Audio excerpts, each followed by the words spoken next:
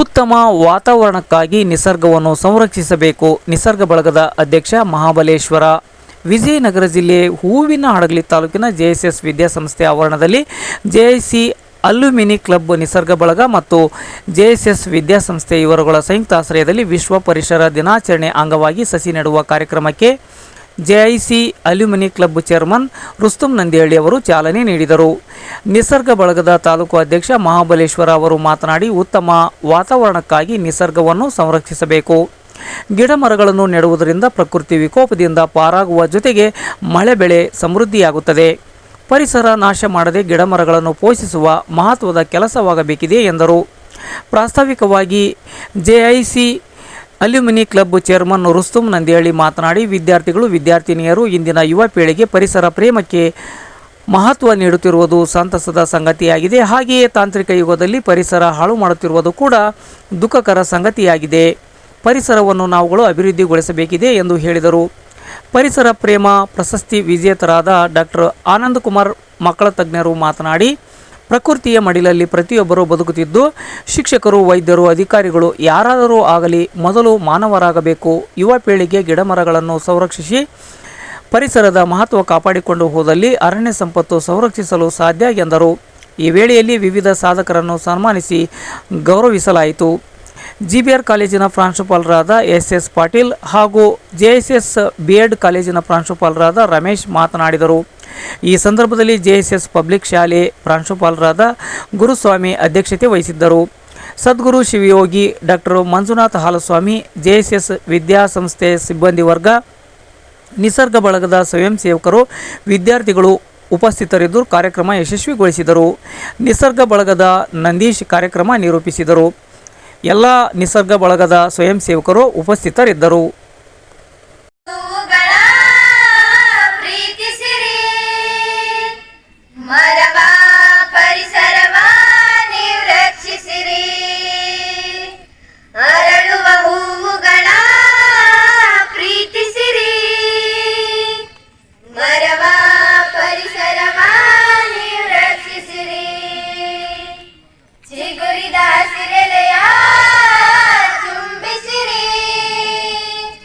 ವನದೇವಿಯ ಸಿರಿಯ ನೀವು ಪೂಜಿಸಿರಿ. ನಾಳೆಯ ಮಕ್ಕಳು ಕೂಡ ನಗಬೇಕಿದೆ. ಒಳ್ಳೆಯ ಗಾಳಿಯ ಕುಡಿದು ಉಳಿಬೇಕಿದೆ. ಮನುಜ ಮರಗಳನ್ನು ನೀ ಕಡೆಯದಿರು. ಬೆಳೆವ ಸಸಿಗಳಿಗೆ ನೀರೆರೆಯುತ್ತಿರು. ಅರಳುವ ಹೂಗಳ ಪ್ರೀತಿಸಿರಿ.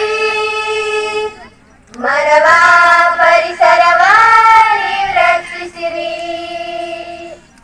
ಮುಗಿಲ ಮೋಡದರೆಗಿಳಿದು ಬರುವ ಮಳೆಯ ಹನಿಗಳನ್ನು ಮರವು ನೀಡಿದಂತ ಭಿಕ್ಷೆ ತಿಳಿಯಬೇಕು ನಾವಿಂದು. ಮರದ ಬೇರು ಭೂಮಿಗಿಳಿದು ಸವೆಯ ಮಣ್ಣ ತಡೆಯುವುದು. ತಡೆಯದಿದ್ದರೆ ಜಲವ ಜಗವೇ ಕೊಚ್ಚಿ ಹೋಗುವುದು. ಸುಡಬೇಡ ಕಾಡು ನೀನು ಮರವೆಲ್ಲ ಒಣಗಿದವು. ಮರಿಗುಪ್ಪಿ ಹಕ್ಕಿಗಳೆಲ್ಲ ಮರೆಯಾಗಿ ಹೋಗುವವು. ಎಳೆಯ ಮಕ್ಕಳು ಹಕ್ಕಿಗಳು, ಬೆಳೆವ ಮರದ ಪಾಪುಗಳು, ಗಿಳಿಕೋತಿಗಳು, ನುಡಿ ಜಿಂಕೆಗಳು ನವಿಲೆಲ್ಲ ನರಳುವವು. ಸುಟ್ಟು ಮಣ್ಣಾಗಿ ಅಳಿದೋಗುವವು. ಅರಿವನ್ನು ಮೂಡಬೇಕನ್ನೋ ಒಂದು ಹಂಬಲದಲ್ಲಿ 1973ರಲ್ಲಿ ಸ್ವಿಟ್ಜರ್ಲ್ಯಾಂಡ್ನಲ್ಲಿ ಪ್ರಪ್ರಥಮ ಬಾರಿಗೆ ವಿಶ್ವ ಪರಿಸರ ದಿನಾಚರಣೆಯನ್ನು ಆಯೋಜನೆ ಮಾಡಲಾಯಿತು.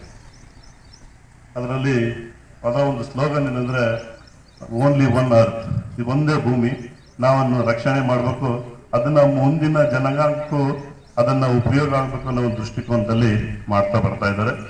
ಅದೇ ರೀತಿಯಾಗಿ ಈ ವರ್ಷ ಸೌದಿ ಅರೇಬಿಯಾದಲ್ಲಿ ಜೂನ್ 5ನೇ ತಾರೀಕು ವಿಶ್ವ ಪರಿಸರ ದಿನಾಚರಣೆಯನ್ನು ಇಡೀ ಪ್ರಪಂಚದಾದ್ಯಂತ ಪರಿಸರ ದಿನಾಚರಣೆಯನ್ನು ಮಾಡಲಾಯಿತು. ಅದರಲ್ಲಿ ಈ ವರ್ಷದ ಸ್ಲೋಗನ್ ಆಗಿ hour land our future we are, ಅಂದರೆ ನಮ್ಮ ಭೂಮಿ ನಮ್ಮ ಭವಿಷ್ಯ ನಮ್ಮ ಕೈಯಲ್ಲಿ, ಅದನ್ನು ನಾವು ಉಳಿಸ್ಬೇಕು ಅನ್ನೋ ಒಂದು ಸ್ಲೋಗನ್ ಅನ್ನ ಈ ವರ್ಷ ನಮ್ಮ ವಿಶ್ವ ಪರಿಸರ ದಿನಾಚರಣೆ ಕುರಿತಾಗಿ ಮಾಡಲಾಯಿತು. ಹಾಗೇನೆ ಇವತ್ತಿನ ದಿನ ನಮಗೆ ಯಾವಾಗಲೂ ಖುಷಿ. ಸುಮಾರು ನಮ್ಮ ನಿಸರ್ಗ ಬಳಗ 2017ರಲ್ಲಿ ಚಾಲನೆಯನ್ನ ನೀಡಿದ್ದು ಇದೇ ಸ್ಕೂಲ್ ವತಿಯಿಂದ. ತುಂಬಾ ಹರ್ಷ ಅಂದ್ರೆ ಪ್ರತಿ ವರ್ಷನೂ ನಾವು ಈ ಒಂದು ಕಾರ್ಯಕ್ರಮವನ್ನ ಮಕ್ಕಳ ಹತ್ರ ನಾವು ಮಾಡ್ತಾ ಇದ್ದೀವಿ. ಜೊತೆಗೆ ಬೇರೆ ಕಡೆನೂ ಪ್ಲಾಂಟ್ಸ್ನೆಲ್ಲ ಮಾಡ್ತಾ ಇದೀವಿ. ನಮ್ಮ ಪ್ರಿನ್ಸಿಪಾಲ್ರಾದಂಥ ಸ್ವಾಮಿ ಸರ್ ಮತ್ತೆ ರಮೇಶ್ ಸರ್ ತುಂಬಾ ಸಪೋರ್ಟ್ ನಮ್ಮ ಮಾಡ್ತಾ ಬಂದಿದ್ದಾರೆ. ಅವರ ಸಹಯೋಗದಿಂದ ನಾವು ಈ ಒಂದು ಪರಿಸರ ದಿನಾಚರಣೆಯನ್ನ ವಿಶಿಷ್ಟ ರೀತಿಯಲ್ಲಿ ಮಾಡ್ತಾ ಬಂದಿದ್ದೀವಿ. ಹಾಗೇನೆ ಈ ಒಂದು ಕಾರ್ಯಕ್ರಮಕ್ಕೆ ವೇದಿಕೆ ಮೇಲೆ ಗಣ್ಯರನ್ನ ಸ್ವಾಗತ ಮಾಡಲು ನನಗೆ ತುಂಬಾ ಹರ್ಷ ಅನಿಸ್ತಾ ಇದೆ. ಮೊದಲನೇದಾಗಿ ನಮ್ಮ ವಲಯ 24ರ JC ಅಲ್ಯೂಮಿನಿಯಂ ಕ್ಲಬ್ನ ಪ್ರೆಸಿಡೆಂಟ್ ರುಸ್ತುಂ ನಂದಿಹಳ್ಳಿ ಸರ್ ಅವರು ಈ ಒಂದು ಸಭೆಗೆ ಬಂದಿದ್ದಾರೆ. ಅವರಿಗೆ ತುಂಬಾ ಹೃದಯದಿಂದ ಸ್ವಾಗತವನ್ನ ಬಯಸುತ್ತಿದ್ದೇನೆ. ನಿಸರ್ಗ ಬಳಗದ ನಮ್ಮ ಪದಾಧಿಕಾರಿಗಳಿಂದ ಪುಸ್ತಕವನ್ನು ಕೊಡುವುದರ ಮೂಲಕ. ಅವರು ನಿನ್ನೆ ತಾನೇ ಕೊಲಂಬಿಯಾದಿಂದ ನ್ಯಾಷನಲ್ ಕಾನ್ಫರೆನ್ಸ್ ಮುಗಿಸ್ಕೊಂಡು ನಿನ್ನೆ ಮಾತ್ರ ಬಂದಿದ್ದಾರೆ. ನಮ್ಮ ಒಂದು ಕರೆಗೆ ಹೋಗ್ಬಿಟ್ಟು ಈ ಒಂದು ಕಾರ್ಯಕ್ರಮಕ್ಕೆ ಬಂದಿದ್ದಾರೆ. ಅವರಿಗೆ ತುಂಬಾ ಹೃದಯದ ಧನ್ಯವಾದಗಳು ಸಮೇತ. ಹಾಗೇನೆ ನನ್ನ ಲೆಕ್ಚರರ್ ಆದಂತ SS ಪಾಟೀಲ್ ಸರ್ ಈ ಒಂದು ಕಾರ್ಯಕ್ರಮಕ್ಕೆ ಬಂದಿದ್ದಾರೆ. ಅವರಿಗೂ ಸಹ ತುಂಬ ಹೃದಯದ ಸ್ವಾಗತವನ್ನ ಬಯಸುತ್ತಿದ್ದೇನೆ.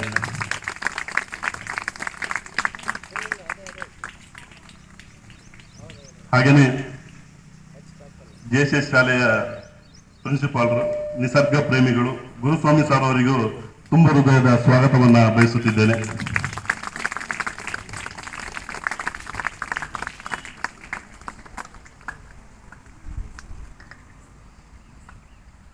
ಹಾಗೆಯೇ BH ಕಾಲೇಜಿನ ಪ್ರಿನ್ಸಿಪಾಲರಾದಂತಹ ರಮೇಶ್ ಸರ್ ಅವರು ನಿಸರ್ಗ ಪ್ರೇಮಿಗಳು, ಅವರಿಗೂ ಸಹ ಈ ಒಂದು ಕಾರ್ಯಕ್ರಮಕ್ಕೆ ತುಂಬ ಹೃದಯದ ಸ್ವಾಗತವನ್ನ ಬಯಸುತ್ತೇನೆ.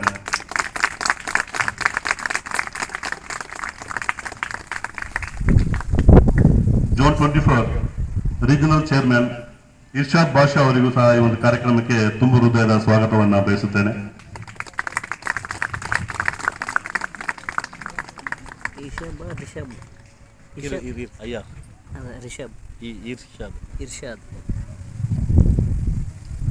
ಹಾಗೇನೆ JSS ಪಬ್ಲಿಕ್ ಶಾಲೆಯ ಎಲ್ಲ ಸಿಬ್ಬಂದಿ ವರ್ಗದವರಿಗೂ ಹಾಗೂ BH ಕಾಲೇಜಿನ ಎಲ್ಲ ಸಿಬ್ಬಂದಿ ವರ್ಗದವರಿಗೂ ತುಂಬ ಹೃದಯದ ಸ್ವಾಗತವನ್ನು ಬಯಸುತ್ತೇನೆ. ಹಾಗೆಯೇ ಇಲ್ಲಿ ಬಂದಂತಹ ಪತ್ರಿಕಾ ಮಾಧ್ಯಮದವರಿಗೂ ಹಾಗೂ ವಿಶೇಷವಾಗಿ ಈ ವರ್ಷ ನಮ್ಮ ನಿಸರ್ಗ ಬಳಗಕ್ಕೆ ಹೊಸದಾಗಿ ಸೇರಿದಂತ ಸುಮಾರು ಜನರು ಬಂದಿದ್ದಾರೆ. ಅವರಿಗೆ ತುಂಬ ಹೃದಯದ ಸ್ವಾಗತವನ್ನ ಬಯಸುತ್ತೇನೆ. ಕೊನೆಯದಾಗಿ JCS ಶಾಲೆನ ಎಲ್ಲ ವಿದ್ಯಾರ್ಥಿಗಳಿಗೆ, ಪ್ರೀತಿಯ ವಿದ್ಯಾರ್ಥಿಗಳಿಗೆ ಈ ಒಂದು ಕಾರ್ಯಕ್ರಮಕ್ಕೆ ತುಂಬ ಹೃದಯದ ಸ್ವಾಗತವನ್ನು ಬಯಸಿ, ಹಾಗೇನೆ ನಾವು ಜೂನ್ 5ನೇ ತಾರೀಕು ಆಕ್ಚುಲಿ ಕಾರ್ಯಕ್ರಮ ಮಾಡಬೇಕಾಗಿತ್ತು, ಕಾರಣಾಂತರಗಳಿಂದ ಇವತ್ತು ಮಾಡ್ತಾ ಇದ್ದೀವಿ. ಅವರಿಗೆಲ್ಲರಿಗೂ ವರ್ಷ ಪರಿಸರ ದಿನಾಚರಣೆಯ ಶುಭಾಶಯಗಳನ್ನು ಕೋರ್ತಾ ನಾನು ಹೇಳೋದಿಷ್ಟೇ, ನಮ್ಮ ಉಸಿರಿರೋ ತನಕ ನಾವು ಉಸಿರು ಉಳಿಸಿದ್ರೆ ಈ ಹಸಿರು ಮುಂದಿನ ಉಸಿರುಗಳಿಗೆ ದಾರಿದೀಪ ಅಂತ ಹೇಳ್ತಾ ಎಲ್ಲರಿಗೂ ಧನ್ಯವಾದಗಳು. Thank you.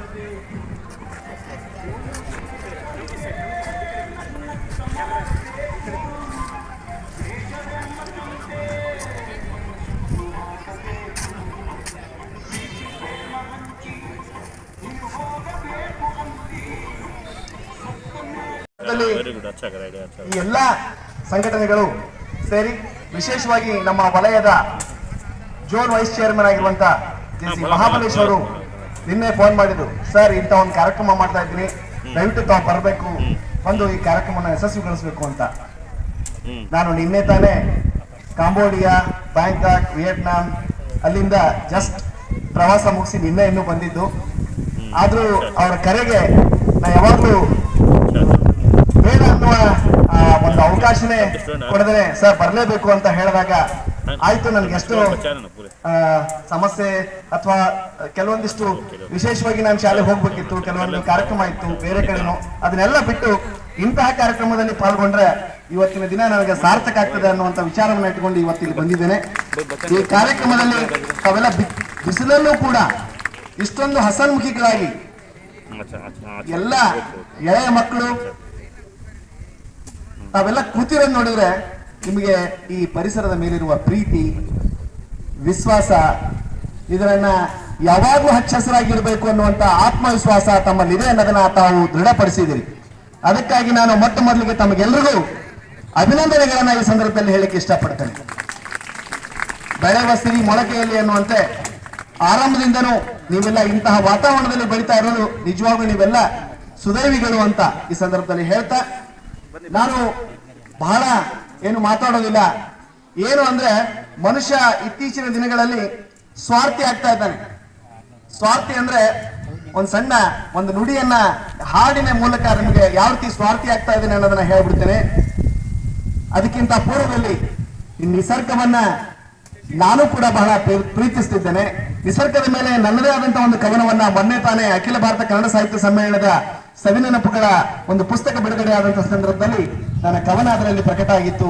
ಆ ಕವನವನ್ನ ಈ ಸಂದರ್ಭದಲ್ಲಿ ಪಠಿಸಿದ್ರೆ ಅಥವಾ ಕವನವನ್ನ ನಾನಿಲ್ಲಿ ವಾಚನ ಮಾಡಿದ್ರೆ ಸೂಕ್ತವಾಗಿರಬಹುದು ಅಂತ ವಿಚಾರ ಇಟ್ಟುಕೊಂಡು ಒಂದೆರಡು ನುಡಿಗಳನ್ನ ತಮ್ಮೆದುರಿಗೆ ಆ ಕವನವನ್ನ ವಾಚನ ಮಾಡ್ತಾ ಇದ್ದೇನೆ. ನನ್ನ ಸ್ವರಚಿತ ಕವನ ಇದು ಅಖಿಲ ಭಾರತ ಕನ್ನಡ ಸಾಹಿತ್ಯ ಸಮ್ಮೇಳನ 86 ಹಾವೇರಿಯಲ್ಲಿ ನಡೆದಂತ ಪುಸ್ತಕದಲ್ಲಿ ಪ್ರಕಟವಾಗಿರುವಂತಹದ್ದು. ನಿಸರ್ಗ ನೀನೇ ನಮಗೆ ಸ್ವರ್ಗ, ನಿಸರ್ಗ ನೀನೇ ನಮಗೆ ಸ್ವರ್ಗ, ನಿನ್ನಲ್ಲಿ ಹಲವಾರು ವರ್ಗ, ನಿನ್ನಲ್ಲಿ ಹಲವಾರು ವರ್ಗ, ಅವುಗಳೇ ನಮ್ಮ ಜೀವನಕ್ಕೆ ಸನ್ಮಾರ್ಗ, ಅವುಗಳೇ ನಮ್ಮ ಜೀವನಕ್ಕೆ ಸನ್ಮಾರ್ಗ. ನಿಸರ್ಗ ಎಲ್ಲೆಡೆ ಯಂತ್ರ ತಂತ್ರಗಳ ವರ್ಗ ಹಬ್ಬಿದೆ, ಎಲ್ಲೆಡೆ ಈಗ ವಿಷಾನೀಲದ ವರ್ಗ. ತೋರುತ್ತಿದೆ ಅಜ್ಞಾನ ಅಂಧಕಾರದ ಮಾರ್ಗ, ಹೀಗೆ ಬೆಳೆದರೆ ಮುಂದೆ ತೋರುವುದು ಮನುಷ್ಯ ಕುಲಕ್ಕೆ ಅಂತ್ಯದ ಮಾರ್ಗ. ಒಂದು ನುಡಿ ಅಷ್ಟೇ ನಾನು ನಿಮ್ಮೆಲ್ಲ ಹೇಳ್ತಾ ಇದ್ದೇನೆ, ಯಾಕಂದ್ರೆ ಬಿಸಿಲಿನ ತಾಪದಲ್ಲಿ ತಾವೆಲ್ಲ ಕೂತಿದ್ದೀರಿ. ಅದಕ್ಕಾಗಿ ಚಿಕ್ಕದಾಗಿ ಈ ಮಾತನ್ನ ಹೇಳ್ತಾ, ಜೊತೆಗೆ ಮಾನವ ಓ ನವ ಮಾನವ, ಮಾನವ ಓ ನವ ಮಾನವ, ಬರೀ ಸ್ವಾರ್ಥಿಯಾದಿ ಎಲ್ಲೋ ದಾನವ, ಬರೀ ಸ್ವಾರ್ಥಿಯಾದಿ ಎಲ್ಲೋ ದಾನವ, ಮಾನವ ಓ ನವ ಮಾನವ. ಭೂತಾಯಿ ಎದೆ ಕೊರೆದು ಲೂಟಿ ಮಾಡಿದೆ, ಅಚಲಾಚಲ ನಿಸರ್ಗವು ಕೊರೆದು ಹೋಗಿದೆ. ಬೆಂಕಿ ಬರಲಿದೆ ಧರೆಗೆ ಬೆಂಕಿ ಬರಲಿದೆ, ಬೆಂಕಿ ಬರಲಿದೆ ಧರೆಗೆ ಬೆಂಕಿ ಬರಲಿದೆ. ಮಾಡಿದ್ದು ನಾವು ಮಾರಾಯ ಗಾದೆ ಮಾತಿದೆ, ಮಾಡಿದ್ದು ನಾವು ಮಾರಾಯ ಗಾದೆ ಮಾತಿದೆ. ಮಾನವ ಓ ನವ ಮಾನವ, ಬರೀ ಸ್ವಾರ್ಥಿಯಾದಿ ಎಲ್ಲೋ ದಾನವ, ಬರೀ ಸ್ವಾರ್ಥಿಯಾದಿ ಎಲ್ಲೋ ಮಾನವ, ಮಾನವ ಓ ನವ ಮಾನವ. ಯಾಕಂದ್ರೆ ಇತ್ತೀಚಿನ ದಿನಗಳಲ್ಲಿ ನಾವೆಲ್ಲ ಕೇವಲ ದೊಡ್ಡ ದೊಡ್ಡ ಅಂತಸ್ತುಗಳನ್ನ ಕಟ್ಟಿಕೊಳ್ತಾ, ಹಲವಾರು ಯಾಂತ್ರಿಕ ವರ್ಗವನ್ನ ಅಳವಡಿಸಿಕೊಳ್ತಾ, ತಂತ್ರಜ್ಞಾನವನ್ನ ಬಳಸಿಕೊಳ್ತಾ ನಾವಿವತ್ತು ಈ ನಿಸರ್ಗವನ್ನ ಸಂಪೂರ್ಣವಾಗಿ ಕೊಲಾಪ್ಸ್ ಮಾಡ್ತಾ ಇದ್ದೇವೆ, ಹಾಳು ಮಾಡ್ತಾ ಇದ್ದೇವೆ. ನಿಸರ್ಗ ಎಲ್ಲಿವರೆಗೂ ನಾವು ಕಾಪಾಡ್ತೇವೆ ಅಲ್ಲಿವರೆಗೂ ನಮಗೆ ಸ್ವರ್ಗ ಅನ್ನೋದನ್ನ ನನ್ನ ಕವನದಲ್ಲಿ ನಾನು ಹೇಳಿದ್ದೇನೆ. ಹಾಗೆ ನೀವು ಕೂಡ ನಿಮ್ಮ ಜೀವನದಲ್ಲಿ ಮುಂದಿನ ದಿನಗಳಲ್ಲಿ ಪ್ರತಿಯೊಬ್ಬರು ನಿಮ್ಮ ಜನ್ಮದಿನದ ಸಂದರ್ಭಗಳಲ್ಲಿ ಒಂದೊಂದು ಸಸಿಯನ್ನ ನೀವು ನೆಟ್ಟಿದ್ದೆ ಆದ್ರೆ ನಿಜವಾಗ್ಲೂ ನಮ್ಮ ಭೂಮಿಯನ್ನು ನಾವೆಲ್ಲ ಸಂರಕ್ಷಿಸಿಕೊಳ್ಳಬಹುದು. ಗಿರಿ ವಾಲ್ಮೀಕಿ ಅವರು ಕರ್ನಾಟಕದ ಪಶ್ಚಿಮ ಘಟ್ಟಗಳ ಬಗ್ಗೆ ತುಂಬಾ ಅಧ್ಯಯನ ನಡೆಸಿದ್ದಾರೆ. ಇವರು ಕರ್ನಾಟಕದ ಬಹುತೇಕ ಎಲ್ಲ ಕಾಡುಗಳಲ್ಲಿ ಸುತ್ತಾಡಿ ವನ್ಯಜೀವಿಗಳ ಬಗ್ಗೆ ಸಾಕಷ್ಟು ಕಳಕಳಿಯನ್ನು ಹೊಂದಿರುವಂಥ ವ್ಯಕ್ತಿ.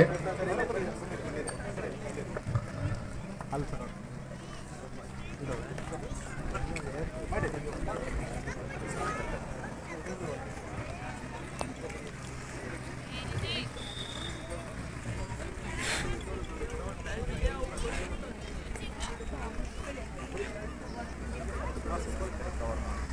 ನಿಂತ್ಕೊಳ್ರಿ ಎಲ್ಲ ಈ ಕಡೆ ಬರ್ರಿ ಬ್ರದರ್. ಇಲ್ಲಿ ನೋಡ್ರಿ, ಈ ಕಡೆ ನೋಡ್ರಿ. ಅದು ಸರ್ಕಾರ ನೋಡ್ರಿ ಬರ್ರಿ ಬ್ರದರ್.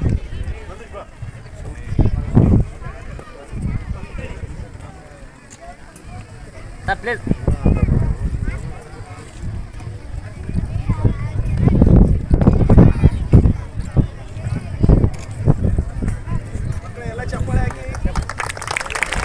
ಸಂಜಯ್ ಹೊಯ್ಸಳ, ಆಮೇಲೆ ನಮ್ಮ ಮಧ್ಯ ಕರ್ನಾಟಕದ ಸಮದ್ ಕೊಟ್ಟೂರು, ಆಮೇಲೆ ಸಂಡೂರಿನ ಮಹಾರಾಜಾದ ಇಂದ್ರಜಿತ್ ಗೋರ್ಪಡೆ ಅವರ ಸಂಶೋಧನಾ ತಂಡದಲ್ಲಿ ತೋಳುಗಳ ಅಧ್ಯಯನದಲ್ಲಿ ಇವಾಗ ತೊಡಗಿದ್ದೀನಿ. ಇದೊಂದು ವಿನೂತನ ಪ್ರಯತ್ನ. ನಿಸರ್ಗ ತಂಡಕ್ಕೆ ನಮ್ಮ ಹಡಗಲಿಯಲ್ಲಿ ಇಂಥ ಉತ್ತಮ ಕಾರ್ಯ ನಡೀತಾ ಇರೋದು ನಿಜಕ್ಕೂ ಶ್ಲಾಘನೀಯ. ಸಾಕಷ್ಟು ಅಪಸವ್ಯಗಳ ನಡುವೆ ಇಂಥ ಅಪರೂಪದ ಕಾರ್ಯಕ್ರಮಗಳು ನಡೆಯೋದು ಕೂಡ ದುಸ್ತರ ಆಗಿದೆ. ಸೊ ಇನ್ಮೇಲಾದರೂ ನಮ್ಮ ಯೂತ್ಸು ಈ ಥರ ಕಾಡು, ನದಿ, ಬೆಟ್ಟ, ಅಟ್ಲೀಸ್ಟ್ ನಮ್ಮೂರಿನ ಭಾಗದ ಕಾಡುಗಳನ್ನು ಉಳಿಸ್ಕೊಳ್ಳೋ ಕೆಲಸನಾದರೂ ಮಾಡಬೇಕು. ವರ್ಷಕ್ಕೆ ಸರಿಸುಮಾರು 10 ದಶಲಕ್ಷಕ್ಕೂ ಚದರ ಕಿಲೋಮೀಟರ್ ಅಷ್ಟು ಕಾಡು ಕಾಣೆ ಆಗ್ತಾ ಇದೆ. ಕರ್ನಾಟಕದಲ್ಲಿ 43,382 ಚದರ ಕಿಲೋಮೀಟರ್ ಕಾಡಿದ್ದು, ನಮ್ಮ ಬಳ್ಳಾರಿಯಲ್ಲೇ 1,37,382 ಹೆಕ್ಟರ್ನಷ್ಟು ಕಾಡಿದೆ. ಅಂದರೆ ಇಲ್ಲಿ JSS ಆವರಣದಲ್ಲಿ 23 ಎಕರೆ ಕಾಡಿದೆ. ಇದು ಒಂದು ಕಿರು ಅರಣ್ಯ ಅಂತಾನೆ ಹೇಳ್ಬೋದಣ್ಣ. ಯಾಕಂದ್ರೆ 100ಕ್ಕಿಂತ ಹೆಚ್ಚು ಮರಗಳಿದ್ದದನ್ನ ಅರಣ್ಯ ಅಂತ ಘೋಷಣೆ ಮಾಡ್ತಾರೆ. ಸೊ ಕಂದಾಯ ಭೂಮಿಗಳಲ್ಲಿ ಎಲ್ಲೇ 100ಕ್ಕಿಂತ ಮರಗಳು ಹೆಚ್ಚಿದ್ರೆ ಅದನ್ನ ಅರಣ್ಯ ಅಂತ ಘೋಷಣೆ ಮಾಡ್ತಾರೆ. ಆಮೇಲೆ ಮಹಾಬಲೇಶಣ್ಣ ಹೇಳಿದ್ರು, ಈ ಶಾಲೆಗೆ ನಮ್ಮ ಪ್ರಯತ್ನದಿಂದ ಹಸಿರು ಪ್ರಶಸ್ತಿ ಸಿಕ್ಕಿರೋದು ಬಹಳ ಖುಷಿ ಆಯ್ತಣ್ಣ. ಹಡಗಲಿ ಅಂತ ಊರಲ್ಲಿ ಬರೀ ಕ್ರಿಕೆಟ್ ಟೂರ್ನಮೆಂಟು ಈ ಥರದ್ದು ನಡೆಯೋ ಕಾಲಘಟ್ಟದಲ್ಲಿ ಪರಿಸರ, ಮಳೆ ಇದ್ರ ಬಗ್ಗೆ ಕಾಳಜಿ ವಹಿಸ್ತಿರೋದು ನಿಜಕ್ಕೂ ಸಂತೋಷದಾಯಕ. ಅಟ್ಲೀಸ್ಟ್ ನಮ್ಮ ತಲೆಮಾರಿನಿಂದನಾದ್ರೂ ಇದು ಕಂಟಿನ್ಯೂ ಆಗ್ಬೇಕನ್ನೋದು ಕೇಳ್ಕೊಳ್ತೀವಿ. ನೀಲ ಆಸಾಕದ ಈ ಸೂರ್ಯನ ಈ ಸುಂದರ ಕಾರ್ಯಕ್ರಮದ ವೇದಿಕೆ ಮೇಲೆ ಆಸೀನರಾಗಿರುವಂತಹ ಗಣ್ಯಾತಿ ಗಣ್ಯರೇ, ಗುರು ವೃಂದವೇ ಮತ್ತು ನಲ್ಮಯ್ಯ ಮಕ್ಕಳೇ, ನಾವು ಈಗ ಜಗತ್ತಿನಲ್ಲಿ ಆಧುನಿಕತೆ ಅನ್ನೋದು ತುತ್ತ ತುದಿಯಲ್ಲಿದೆ. The peak point of modern world. ನಾವು ನಮ್ಮ ತುದಿ ಬೆರಳಲ್ಲೇ ಇವತ್ತು ಜಗತ್ತಿದೆ ಅಂತ ಹೇಳ್ಬೋದು. ಸೊ ಅದೇ ತರ ನಾವು ಮಂಗಳ ಗ್ರಹವನ್ನು ಮುಟ್ಟಿ ಬಂದಿವಿ. ಇನ್ನು ಈ ಭೂಮಿಯನ್ನು ದಾಟಿ, ಈ ಗ್ಯಾಲಕ್ಸಿಯನ್ನು ದಾಟಿ ಮತ್ತೊಂದರಲ್ಲೂ ಭೂಮಿ ಇರ್ಬೋದೇನೋ ಅನ್ನೋ ಪತ್ತೆ ಹಚ್ಚೋದ್ರಲ್ಲೂ ವಿಜ್ಞಾನ ಅಷ್ಟೊಂದು ಮುಂದುವರಿದೆ. ಸೊ ಈ ಅಭಿವೃದ್ಧಿಯ ಭರದಲ್ಲಿ ನಾವು ನಿಜವಾಗ್ಲೂ ಮರ್ತಿರೋದು ಏನಂದ್ರೆ ಪ್ರಕೃತಿಯೊಂದಿಗಿನ ಒಂದು ಅವಿನಾಭಾವವಾದಂತ ಒಂದು ಸಂಬಂಧ. ಸೊ ಈ ಸಂಬಂಧ ಕಳಚಿಕೊಂಡಿರೋದಕ್ಕೆ ಇತ್ತೀಚೆಗೆ ನಾವು ಹಲವಾರು ಪ್ರಕೃತಿ ವಿಕೋಪಗಳು ನೋಡ್ಕೊಂತಿದ್ವಿ. ಅದು ಇತಿಹಾಸವನ್ನೇ ಸೃಷ್ಟಿ ಮಾಡೋಂಥವು. ಎಂತ ಅಂದ್ರೆ ಅತಿ ಹೆಚ್ಚು ಬಿಸಿಲು ಮೊನ್ನೆ ದೆಹಲಿಯಲ್ಲಿ ರೆಕಾರ್ಡ್ ಆಯ್ತು. ಎಷ್ಟಾಯ್ತು ಯಾರಾದ್ರೂ ಹೇಳ್ತೀರಾ? 55 ಪಾಯಿಂಟ್. ಕಮಾನ್, ಯಾರಾದ್ರೂ ಹೇಳ್ರಿ, ಎಷ್ಟು ಟೆಂಪರೇಚರ್ ರೆಕಾರ್ಡ್ ಆಯ್ತು ರೀಸೆಂಟ್ ಆಗಿ ಭಾರತದಲ್ಲಿ? ದೆಹಲಿಯಲ್ಲಿ 53. Yes, come on please. ಎಷ್ಟು? Very good, 52. Clap. Okay. So ಅದೇ ತರ ಅಮೆರಿಕದಲ್ಲಿ ನ್ಯೂಯಾರ್ಕ್ ಅಲ್ಲಿ ಅತಿ ಕಡಿಮೆ ಟೆಂಪರೇಚರ್ ಕೂಡ ರೆಕಾರ್ಡ್ ಆಯ್ತು. ಎಷ್ಟದು? -75 ಡಿಗ್ರಿ ಸೆಲ್ಸಿಯಸ್. ಅಂದ್ರೆ ಆ ಊರಲ್ಲಿರುವಂತಹ ವ್ಯಕ್ತಿಗಳು ಹಾಗೆ ಫ್ರೀಜ್ ಆಗೋದು. ಈ ಪ್ರಕೃತಿ ವಿಕೋಪಗಳು ಆಗ್ತಾ ಇರೋದು ಯಾಕಂದ್ರೆ ನಾವು ಒಂದು ಬ್ಯಾಲೆನ್ಸ್ ಅನ್ನೋದನ್ನ ಒಂದು ಕೊಂಡಿ ಕಳಚಿ ಹೋಗಿದೆ. ಸೊ ನಾವು ಅಭಿವೃದ್ಧಿ ಭರದಲ್ಲಿ ಪ್ರಕೃತಿಯ ನಾಶವನ್ನು ಮಾಡ್ಕೊಂತಾನೆ ಬಂದಿದ್ವಿ, ಅದು ನಮ್ಮ ಗಮನಕ್ಕೆ ಬರ್ತಾ ಇಲ್ಲ. ಹೀಗೆ ಹೋಗ್ತಾ ಇದ್ರೆ ನಾವು ಮಂಗಳ ಗ್ರಹವನ್ನು ತಲುಪ್ತೀವಿ, ಮತ್ತೊಂದು ಗ್ಯಾಲಕ್ಸಿ ತಲುಪ್ತೀವಿ. ಆದ್ರೆ ನಮ್ಮ ಮನೆ, ನಮ್ಮ ಭೂಮಿಯನ್ನು ನಾವು ಕಳೆದುಕೊಳ್ಳುವಂತ ಒಂದು ಪರಿಸ್ಥಿತಿ ಉಂಟಾಗ್ತಿದೆ. ಇದು ನಿಜಕ್ಕೂ ಆತಂಕ ಪಡುವಂತಹ ವಿಷಯ. ಸೊ ಈ ಭೂಮಿ, ಈ ಸುಂದರವಾದ ಭೂಮಿ, ಈ ನೆಲ, ಇದು ನಮ್ಮ ಮನೆ, ಇದನ್ನು ನಾವು ಉಳಿಸ್ಕೊಳ್ಳೇಬೇಕು. ಇದನ್ನು ಉಳಿಸ್ಕೊಳ್ಳುವಂತಹ ಜವಾಬ್ದಾರಿ ಕೇವಲ ಯಾರೋ ಒಬ್ಬ ವ್ಯಕ್ತಿಗೆ ಅಥವಾ ಯಾವುದೋ ಒಂದು ಗುಂಪಿಗಿಲ್ಲ, ಪ್ರತಿಯೊಬ್ಬರಲ್ಲೂ ಇರಬೇಕು. ಈಗ ನಾವು ಮಕ್ಕಳಾಗಿ ನಮ್ಗೆ ಯಾವ ಋಣ ಇದೆ? ತಂದೆ ತಾಯಿ ನೋಡ್ಕೊಳ್ಳುವಂತ ಋಣ ಇದೆ, ಜವಾಬ್ದಾರಿ ಇದೆ. ತಂದೆ ತಾಯಿಯಾಗಿ ಮಕ್ಕಳನ್ನ ನೋಡ್ಕೊಳ್ಳುವಂತ ಜವಾಬ್ದಾರಿ ಇದೆ. ವಿದ್ಯಾರ್ಥಿಯಾಗಿ ಚೆನ್ನಾಗಿ ಓದ್ಬೇಕು ಅನ್ನೋ ಜವಾಬ್ದಾರಿ, ಶಿಕ್ಷಕರಾಗಿ ಚೆನ್ನಾಗಿ ಕಲಿಸ್ಬೇಕು ಅನ್ನೋ ಜವಾಬ್ದಾರಿ. ಹೀಗೆ ಹಲವಾರು ಜವಾಬ್ದಾರಿಗಳಿದ್ರು ಇದು ಎಲ್ಲಕ್ಕಿಂತ ದೊಡ್ಡ ಜವಾಬ್ದಾರಿ ಯಾವುದು ಅಂತ ನಮ್ಗೆ ಕೇಳಿದ್ರೆ ಭೂಮಿ ತಾಯಿಯ ಋಣ.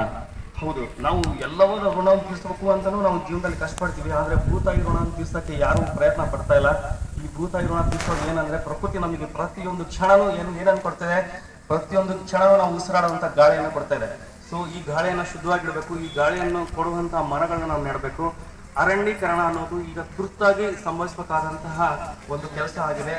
ನಾವು ಅರಣ್ಯೀಕರಣ ಮಾಡಿ ಪ್ಲಾಸ್ಟಿಕ್ ಬಳಕೆನ ಕಮ್ಮಿ ಮಾಡಿ ಆಧುನಿಕತೆಯ ಭರದಲ್ಲಿ ಪ್ರಕೃತಿಯೊಂದಿಗಿನ ಸಂಬಂಧವನ್ನು ಕಳ್ಕೊಳ್ಳದೆ ಉಳಿಸ್ಕೊಂಡು ಹೋದ್ರೆ ಈ ಭೂಮಿ ಉಳಿತೆ ಮತ್ತು ಈ ಭೂಮಿಯಲ್ಲಿರುವ ನಾವೆಲ್ಲ ಉಳಿತೇವೆ.